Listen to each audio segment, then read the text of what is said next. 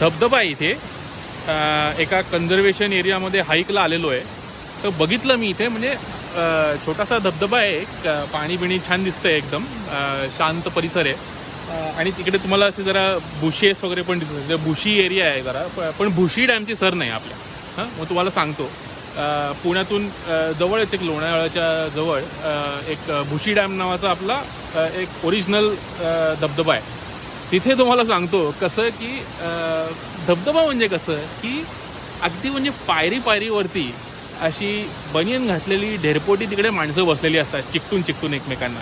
काहीतरी बिअरच्या बाटल्या घेऊन येतात आणि तिकडे फोडतात बाटल्या मस्तपैकी आणि आरडाओरडा करतात वगैरे. म्हणजे कसं असं आपल्याला म्हणजे मज्जा येते, असं म्हणजे पार्टीचा माहोल असतो एकदम. मग आता कसं हे निसर्गात काय ठेवलं आहे हो, म्हणजे तिकडे कसं आजूबाजूला माणसं, त्यांचा कल्ला आणि त्यांचे असे बेढप त्यांचे देह वगैरे हेच बघण्यात मजा आहे. हे काय आपलं झाडं, फुलं, पानं आणि धबधबा, शांतता वगैरे हे आपल्याला कधी आवडलं आहे का आयुष्यात? आणि तुम्हाला सांगतो, इकडे त्यांनी एक फायर पिट केलेलं आहे बरं का.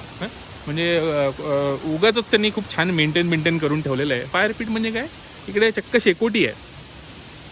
तर शेकोटी तुम्हाला सांगतो इथे आहे आणि कोणीच नाही आहे इथे. हां, तेव्हा दिसत असेल तुम्हाला, इकडे मागे केलेली आहे त्यांनी शेकोटी. मग अशी एक 2-4 माणसं इकडे बसली होती आणि नुसती बसली. 1-2 मिनटं त्यांनी आपापसात गप्पा मारल्या आणि निघून गेले.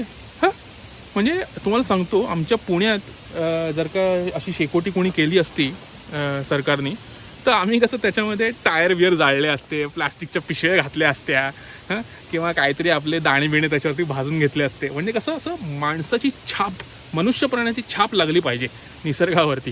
हां, सगळे कळलं पाहिजे, आपला प्रेझेन्स जाणवला पाहिजे असा. हे आपल्याला काय असं आवडत नाही, निसर्ग सगळं म्हणजे काय नाही, युसलेस आहे सगळं अगदी.